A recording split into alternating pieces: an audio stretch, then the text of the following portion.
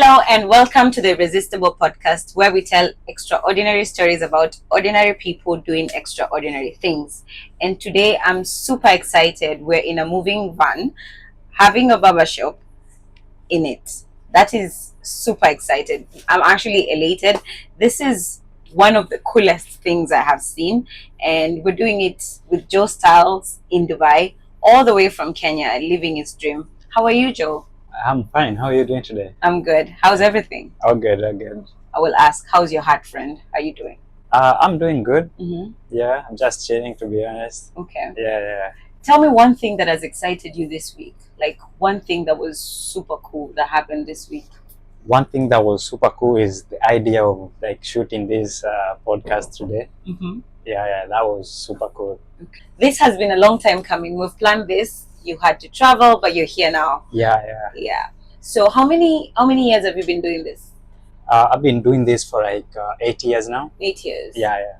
So how old are you, so that we can compare how long you've been doing it and when you started? Yeah, I'm 28 years old. You're 28 years old. Yeah. So you started at 20. Yeah, at 20. Interesting. Yeah. So you didn't choose the path of doctors, lawyers, whatever our parents really think is success in an African setting. Mm-hmm. So why didn't you choose that path? To be honest, that was not my thing, I just followed my passion. This is what I wanted to do, like from when I was in high school. I was used to cut my friends' hair and stuff like that. So I was like, this is what I want to do. But at 20, there's a lot of convincing that we have to do. There's a lot of asking for permission. So how do you get people on board that this is actually what you want to do and it's going to make you money? I would say my parents, they were so supportive, so they didn't see it like how, African parents would view it.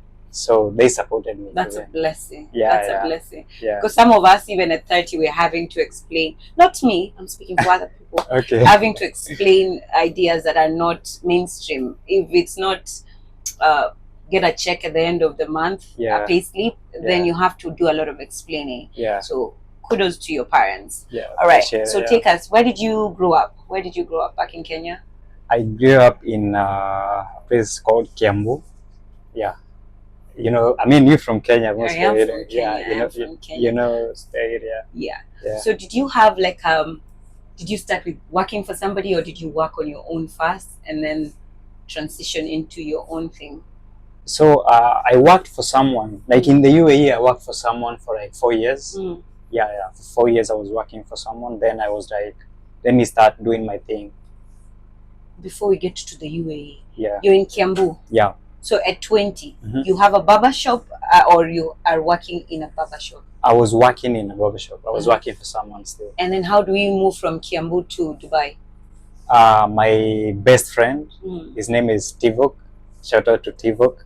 Like he connected me with the person who gave me the chance to come to the UAE. So you directly came from Kenya to come and cut hair from here? Yes. From home? Yeah, from home. Oh, so you didn't stumble into this? You literally came from... Interesting. That's amazing. Yeah. And then after you get here, you work for 4 years? Yeah, I worked for 4 years. And then after 4 years, you decide...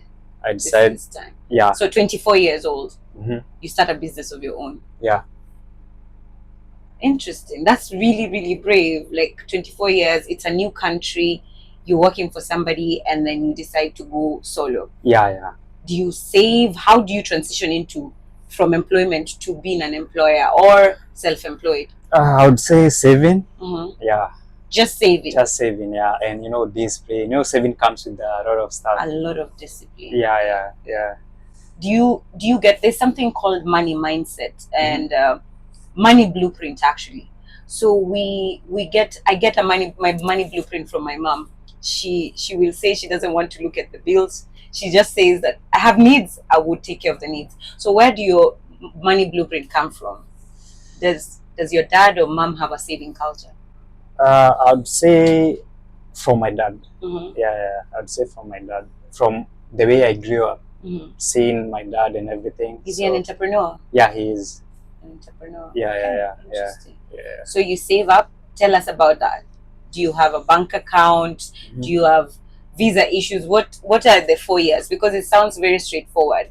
Someone who's listening to you who wants to start is in employment and wants to shift to self-employed or start something that they're passionate about, take us through the 4 years. I'd say, I started in a place called Fujera. Like, there's nothing to do there. So I would say that really helped me because I saved all my money. Oh, you're not in Dubai where the flashiness You know what I mean? Yeah. Okay. So that really helped. So I was saving all my money. There's nothing to do. So yeah, that really helped me, to be honest. Yeah. So you were not coming, because most of the people drive from Fujera to here to have the party. You were not doing that. Actually, the whole time I was in Fujera, I came to Dubai like 2 times. What's behind that discipline? Because you're 20, you're 21, you're 22. Yeah, I was 22. Make us understand what is different. Why are you not coming where the lights are? Because Dubai is a city of lights. Why are you not coming? I would say discipline, and I knew what I wanted, like, in the long term. So you really do know what you want. Yeah. Some of us are literally, now this one I'm speaking for myself, we're literally figuring out what we want right now. We're super proud of you for figuring that out. Appreciate it. A long time ago. Yeah, because at 21, I don't think I was halfway with the mentality that you have. I wish I had. That's really brilliant. Yeah. And then 24, do you move to Dubai to start the barbershop, or you started in Fujairah still? I stayed actually in Fujairah 2 years. Then the same shop opened a branch in Dubai, and I moved to Dubai. Stayed another 2 years with the same shop. Yeah. Another question I want to ask you. Most people leave employers with like bad blood, I'm done. How did you transition from being an employee to an employer? And what is your relationship with your former employer? Not to put you on the spot. Yeah. That's a good question. So for me, I finished my contract. Yeah, shout out to my boss, Mr. Rabia. Yeah, he was a good guy. Yeah. So 2 things that you learned from him, because it looks like you had a healthy relationship with him. Yeah, it's just few things about business. Yeah, how to run a shop and stuff like that. Do you see any similarity in how he ran his business in how you run your business? I would say no, because I work in the business. He's not in the business. Oh. Yeah, because he's a rocker, so he's not in the business. So I would say no. Is that an advantage or a disadvantage to you? It's an advantage for me because I'm in the business, so I know what I have to do. You know how what I mean? You have to do it. How I have to do it and stuff like that. Yeah. I asked someone if I should open a salon, and they told me no, because I have no idea what salon business entails, and it's easier for people to take away from me than. So you're right, probably we should start with what I know and then build business, because sometimes we think, oh, Joy is doing barbershop and then I should start doing that because someone else is doing it. What I'm capturing from your story is that you're passionate about something, you put in the time to learn from somebody who knows better. It's actually the essence of mentoring. So you're mentored into it, and then now you save, because capital is important, and then now you transition into your own thing. All right. So do you start with a moving van, or what is your first physical store? That's a nice one as well. So I started from my apartment. I remember from that place I rented a studio. I started working from the studio for like a year. Is the studio your house now? Like you're saying a studio is your house? Yeah, my house, Okay. Like in my apartment. Okay. Yeah. So you'd invite people into your space. Yeah. And cut hair from there. Yeah. That is the literal meaning of humble beginnings. Yes. That's beautiful. Okay. Yeah. Which area was that? In JVC. Okay, so you just started big. Generally, you were not in data, you were not in. No. I started in JVC. Yeah. So tell me about the clientele. What kind of people are you cutting hair? Actually, I'll be studying hair more than cutting. That I would say. Like I'm more of a hairstylist. Yeah, I have all kind of people. I don't have a specific people or specific.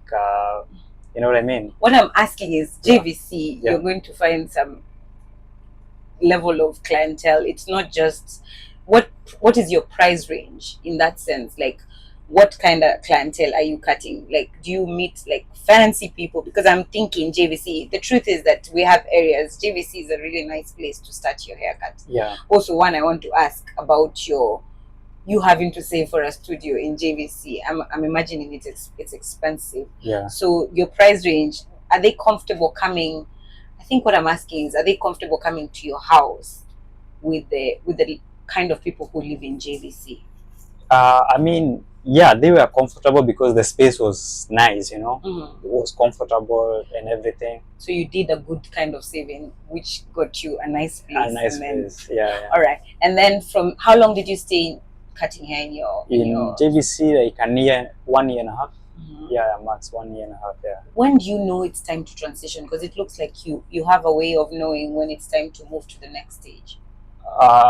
I knew I wanted to do this before, but I didn't have enough capital, so I just made money, and I was like, okay, now it's time to like move to the next stage. Do you give yourself a time cap? Like, I'm going to do this for 1 year before I transition into another thing? No, I didn't give myself any time. You just save? Yeah, I just saved. Yeah. Okay, interesting. Yeah. All right, and then 1.5 years, and then where do you move to?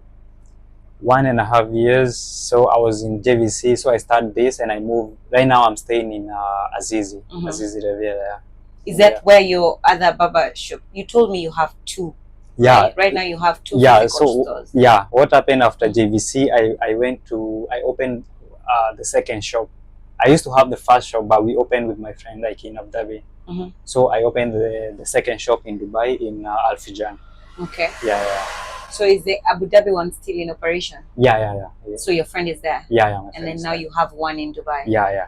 That's a physical one? Yes. Apart from this one? Yes, apart from this one. So right now it's running as we're here? Yeah. So money is being made as you're here? Yeah. That's beautiful. Yeah. So you have 3 stores? Yeah. Let's say we have 2 shops and 1 van, yeah. Are they all, the 2 of them, the Dubai one and here, is it a partnership like the Abu Dhabi one, or it's just all of them? This one and the Dubai one? All of them is just belongs to me and my business partner. Like we are only 2 people. Yeah.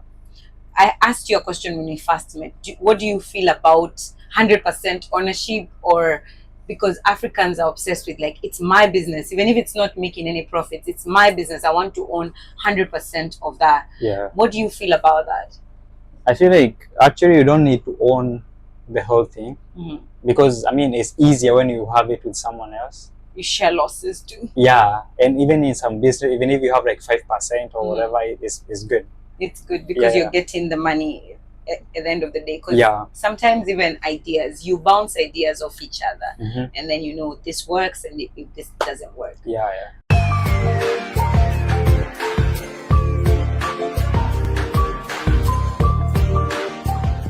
And yay, who do we have here? Welcome to the Irresistible Podcast. You're one of Joe's Styles guests, customers. How are you? I'm doing fantastic today. What's your name? Malaysia, but everyone around here knows me by MJ. MJ. Nice to meet you. You're a wonderful soul. You have a very, very beautiful smile and you look phenomenal. Thank you. Yes. So, quick question. Yes, how do you know Joe Styles? How did you find him? So I've been coming to Epic for about 3 years now. This is my first time coming in Dubai. Okay. So this was our actual first meeting, and I'm glad to say that I am actually very, very impressed with everything. And to say this is my first time being in a mobile barbershop, this is fantastic. When you say Dubai, it means that you're coming from somewhere else. Where is that? Yes, so I travel in around every 6 weeks to come get my hair done from Qatar. So Doha, Little Big Doha. So, yeah, that is really nice. It's very interesting that he has gone global when he's global, because he's not from here. So going global while he's actually in Dubai, that's brilliant. Like flying people in to do the hair. I'm super proud of him. That's for him. But yeah, that is nice.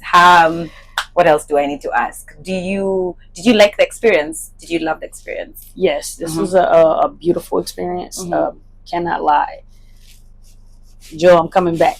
You're coming back. Yeah. You're coming back. And we're coming to Qatar to have fun. Yes. I hope you show us the way around. Yeah. What do you find most intriguing about the moving barbershop? The moving barbershop to me is the best thing about it is convenience. Okay. You can get to a place like sometimes I can't leave my hotel for work purposes. Yes. So being that I come to Dubai a lot, Joe will pretty much be my first call, and sit outside. I can walk outside my hotel, and it's right there. I don't have to drive 30 minutes to get to In a the salon. heat. Yeah, In the heat. So- in the here. Yeah. this is probably the best thing that could have happened to Dubai. That is really, really good. Mhm. The convenience is what you're saying. Yes. Yes. Joe styles to the world, to Dubai, to Qatar, to UAE generally. Yeah. Okay. All right. Thank you so much. Thank you.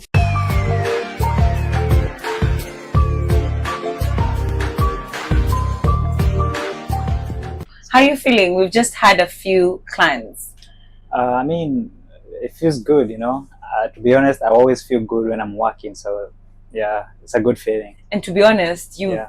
I think that you're set up for greatness, because I just met some pretty cool people on this journey. Yeah. So on that note, what is one memorable thing that has happened to you on this job?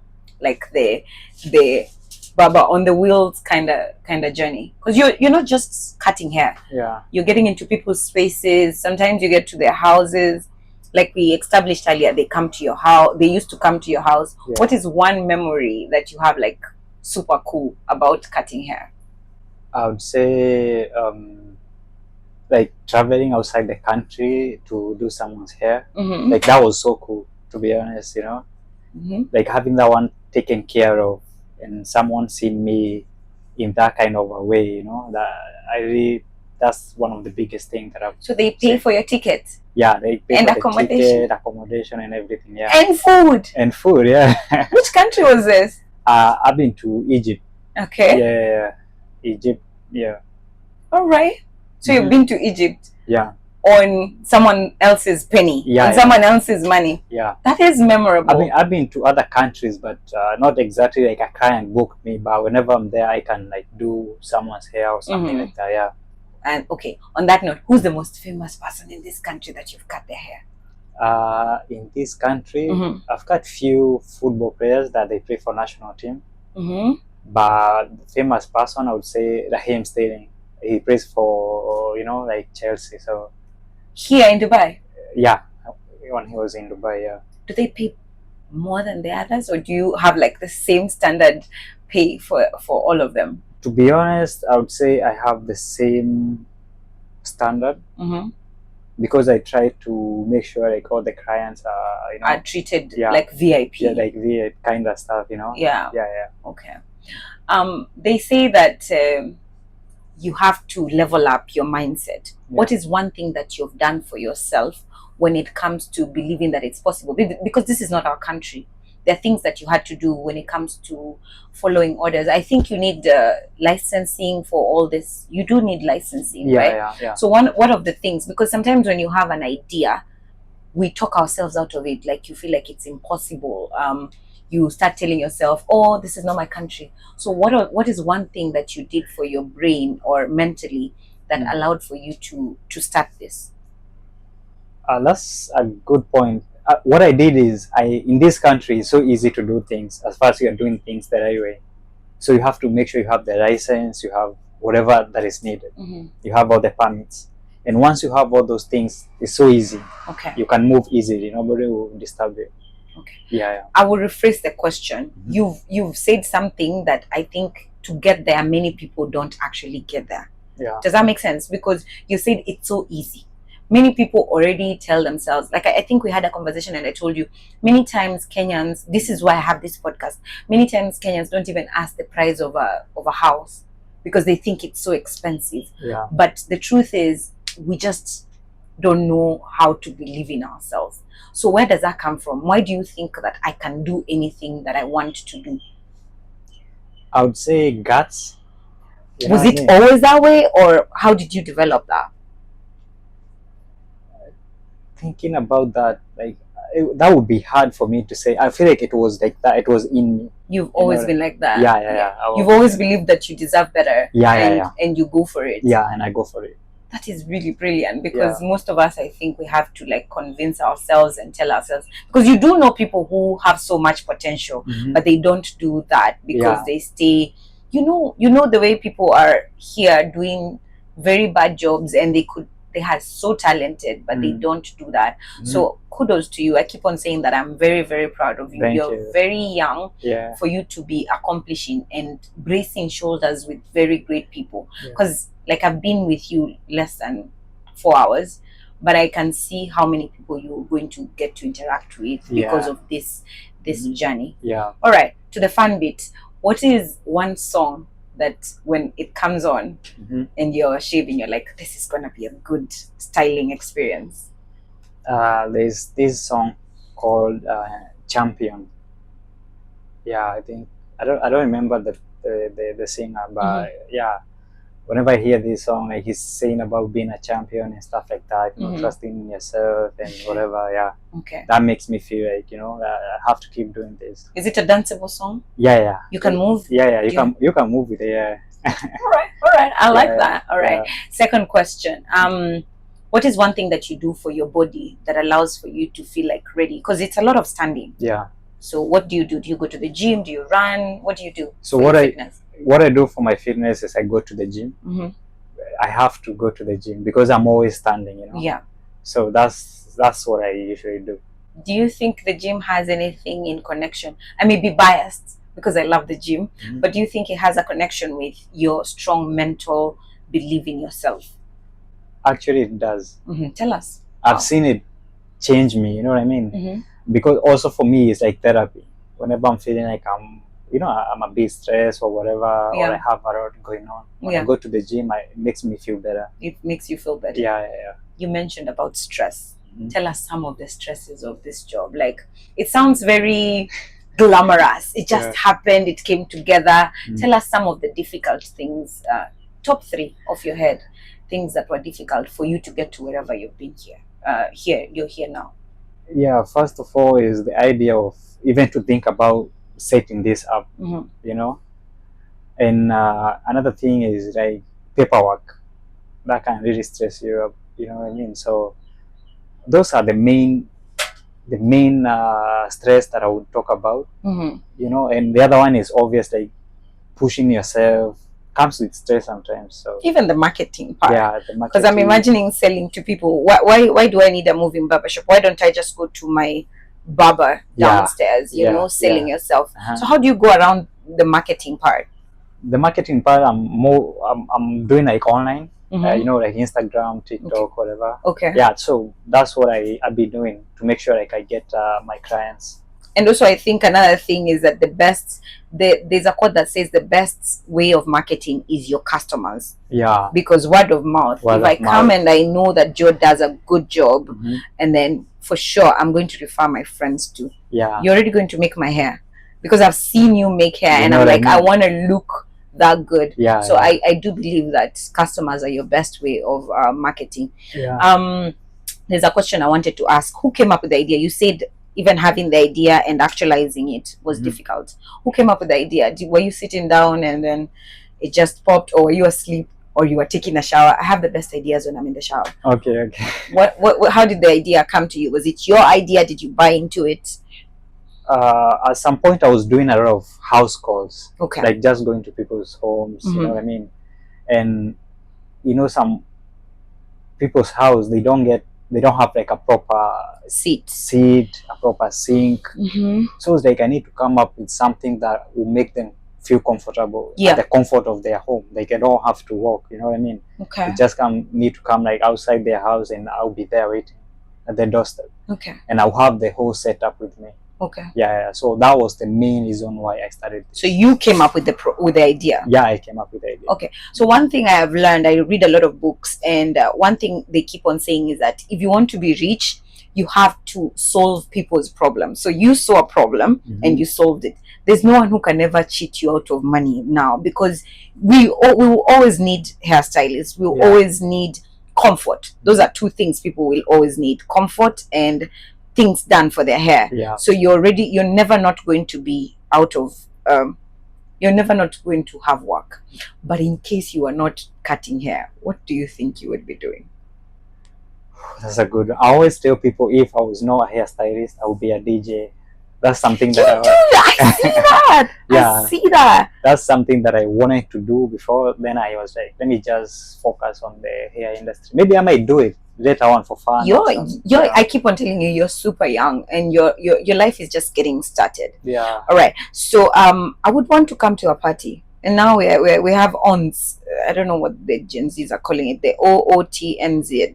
The music. It's between Afro and what is this called? Amapiano. Amapiano, Yeah. So you look like someone famous, and you're already famous. So I like that.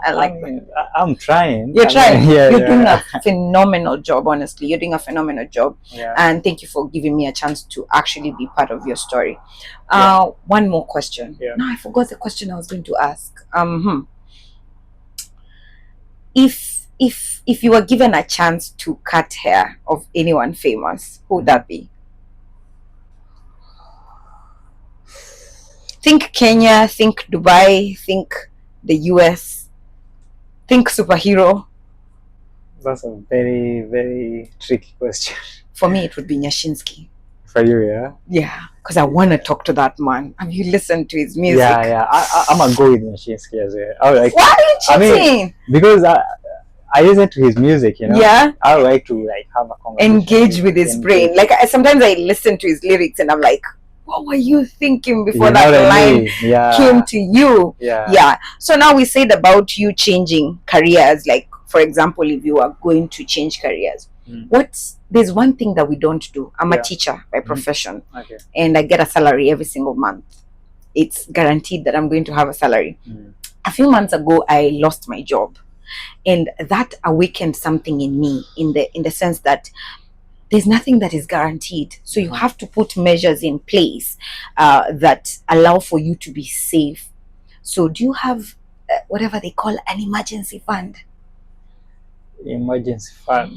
I mean, I like the way I'm putting you on the spot. Yeah, I feel like that should be something that everyone should have. Sorry. Okay, so you do have an emergency fund. Yeah. Genuinely, this is a conversation that is very dear to my heart. I hate that I know that I need to have it, but then like situations happen and you're like, wake up call. So right now it's my mission to actually have this conversation with people of color and Africans and Kenyans in particular, and allow us to have conversations about money. And are you setting aside, the professionals are calling it paying yourself, are you setting aside money that can take care of yourself? If something happens to you right now, for 6 months, are you able to feed yourself? Are you able to go on with your life without anything changing for 1 year? Are you able to do that? I would say I like this. One guy who I don't like seeing a lot of money sitting in the bank. So I would say that I can stay even for a year because I have businesses that will be able to feed me. You know what I mean? So you have investments? Yeah, I have investments. Okay, I'm excited. Yeah, so I will not urge people to be happy like they have money that they can use for a year or 6 months. It's better if you have investment. You know what I mean? Because that one can feed you like even for a lifetime. That is really good. Would you mind me asking? I know I'm asking some very personal questions, but would you mind me asking some of the investments that you would advise? The basic ones, like someone who's starting, like me, for example, who doesn't have an emergency fund and have been working. So where would you tell someone like Priscilla to start? I'll always ask someone to start anything to do with business, according to me, you know, because there's other fields, but if you have a business, that's when you can be able to go to the next level, according to me. So anything business. I will explain what you're saying. It's called scalability. Because if right now I'm employed, my boss says he's giving me 10,000. 10,000 is all I can make. But when it comes to business, you can decide I'm earning 20,000 this month and earn it. But me, I'll only earn 10,000 until my boss decides I earn more. And the chances are he's never going to decide for me to earn more because he already has me. So what you're talking about is scalability, for you to be able to allocate the amount of money you want to make for yourself. So that's beautiful. So create multiple sources of income is what you're trying to say. Yes, yes. Have you researched anything to do with MMFs, all those things that we are hearing the first online? I know about them. Mm-hmm. You know what I mean, because I've been hearing them and stuff like that, but I've not done like deep research. Dive into it. Yeah. Okay. Do you think you need to be absolutely ready when it comes to starting a business, or you just need to start? What is your philosophy? A business, you have to be ready. Really? Yeah, you have to be ready, because it takes a lot of stuff from you, like from your mind. Okay. You know what I mean? So you need to be ready, like mentally. You Mhm. have to be there and be like, you know what, I'm doing this.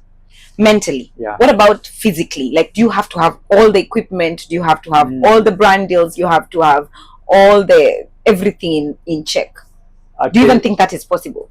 No, you don't. No, you can't have everything before. You can start from where you are. You know what I mean? With what you have. That's what I can say. Because looking at my story, I started from like working from my apartment. Yeah. You know what I mean? You didn't have the van. I didn't have the fun. Yeah. But I was like, you know, I can do this and I can get where I want to be. So yeah.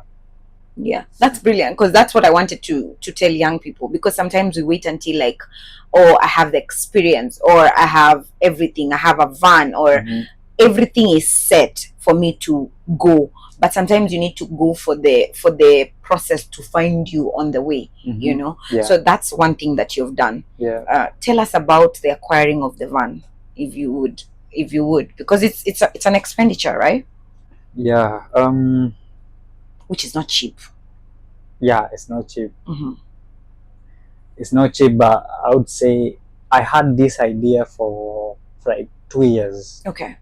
So I didn't have enough funds. So I was saving towards like having the van, you know, doing all this. Yeah. Because the decoration too and the pimping is money. It's money, to be honest. So it's something that I took my time. I didn't rush it, because I wanted to do something good. You know what I mean? And you are doing something good. Yeah, I really appreciate it. So I was like, I really saved a lot of money and stuff like that until I was ready to do it. Yeah. Yeah. Then I was like, you know what, let me do it. So yeah.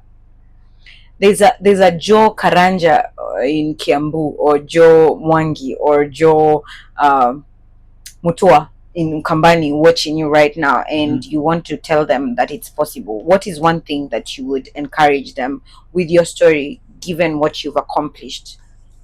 Actually, I would say something that people hear every day, but I've seen it. There's something called not giving up. As simple as people think it is or whatever, there's something that you should, whatever you are doing, just keep doing it. You know what I mean? As far as it's a good thing, just don't give up on it. Just keep doing it. You know, keep dreaming and whatever. You know, keep pushing yourself. Yeah, that's what I can say. Like, yeah. So there's no mark of successful people. Everyone can be successful. Is that what you're trying to say? Can be, yeah. Everyone I love that. Can be, yeah. I love that, because I tell you this, I know I have a 20-year-old brother, and he thinks I'm very old, and I keep on telling him, you're very young, 28, 30, you're super young to have accomplished all the things that you've accomplished. And but then you fascinate me so much. I am so fascinated by your story, and I pushed so hard for this to happen, because I want people to know that it's possible to look like you, be from where we are from, because I come from a mentality. I'm changing that. People from the UK, the US can succeed in the UAE. Yeah. But you're doing bold moves, starting a business here. That is not real estate, because everyone is doing real estate in Dubai. Yeah. So that is not real estate, and you're succeeding in it. I can't just wait to see Joe Styles in 5 years. We just interviewed one of your clients, and she wasn't even saying Joe. She was talking about Epic. Yeah. That means you're creating a brand. Yeah. That's a brand. So tell us, like, what does separating yourself from the brand look like? I would say like it's actually, I mean, for me, I didn't want to. I feel if you want to go far, you have to come up with a brand. Even if you're not there, the brand will be there. Work for itself. Can work for itself. Yeah. So that's the idea behind Epic. I was like, okay, I'm Joe, but I have a lot of few people that works for me. So if they're under Epic, even if I'm not there, Joe is not there, Epic will Will always still be be there. there. Yeah. When you're in Egypt and when you're in You know what I mean? Japan cutting hair. Yeah. That is so brilliant. Let's talk about job creation, because you're saying employers, you have employees, yeah? Yep. So tell us about that. That's really impressive. First, congratulations on that.